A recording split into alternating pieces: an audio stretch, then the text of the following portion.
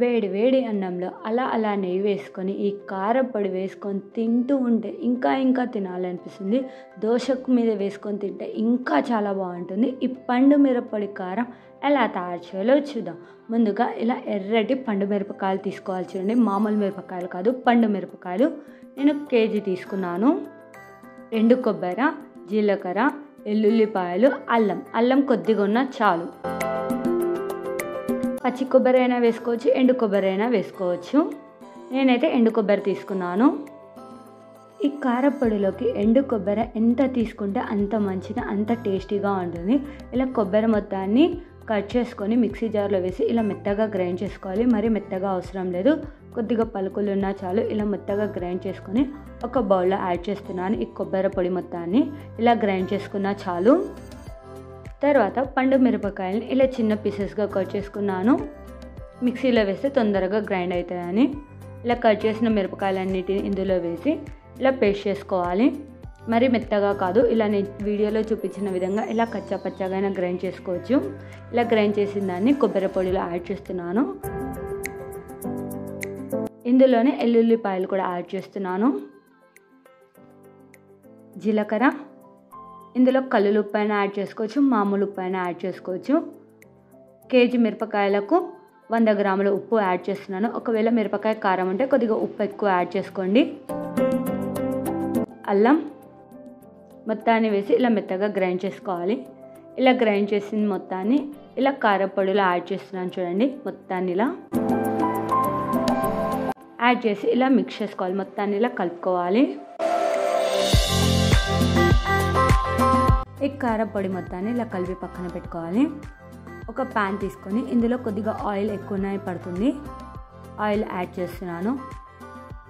ఇందులోనే ఉంటే నెయ్యి కూడా యాడ్ చేసుకోండి, ఇంకా మంచిది. నెయ్యి అయితే నేను 2 టేబుల్ స్పూన్ యాడ్ చేస్తున్నాను.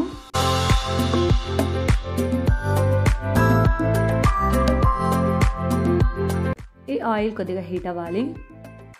హీట్ అయిన తర్వాత ఇందులో కొన్ని తాలింపు గింజలు యాడ్ చేస్తున్నాను. తాలింపు గింజలు కొద్దిగా రోస్ట్ అవ్వాలి, మరి ఎక్కువ ఏం అవసరం లేదు.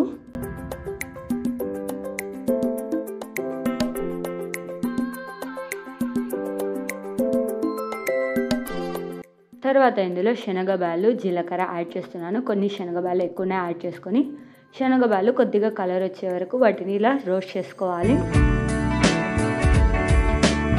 ఇంగువ ఉంటే యాడ్ చేసుకోండి, లేదంటే స్కిప్ చేసుకోండి.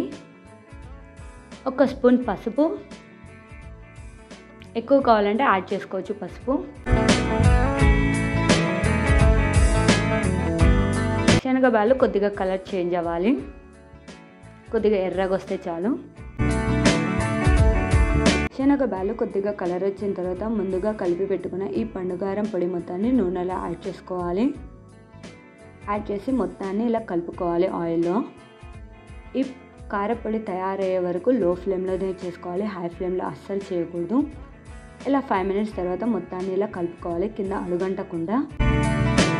ఒకవేళ ఇందులో పచ్చి కొబ్బరి వేస్తే టైం ఎక్కువ పడుతుంది, అందుకే ఎండు కొబ్బరి యాడ్ చేశాను. ఒక 5 మినిట్స్ పాటు మూత పెట్టుకొని ఇలా హీట్ చేసుకుందాం. 5 మినిట్స్ తర్వాత మళ్ళీ పొడి మొత్తాన్ని ఇలా కలుపుకోవాలి. ఎందుకంటే పచ్చిమిరపకాయలో నీరు ఉంటుంది కదా, ఆ నీరు పోయే వరకు పొడి వచ్చే వరకు ఇలా కలుపుతూనే ఉండాలి. ఇలా అప్పుడప్పుడు కలిపేటప్పుడు ఆ వాసన ఉంటుంది, ఎప్పుడెప్పుడు తినేద్దామా అనిపిస్తుంది, అంత బాగుంటుంది. ఒకవేళ కారం కానీ ఎక్కువ అనిపిస్తే మనం మధ్యలో ఉప్పు యాడ్ చేసుకోవచ్చు.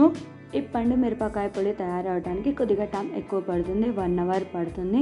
పొడి కానీ లేకపోతే తొందరగా బూజు వచ్చేస్తుంది. ఇలా పొడి వచ్చే వరకు హీట్ చేసుకోవాలి.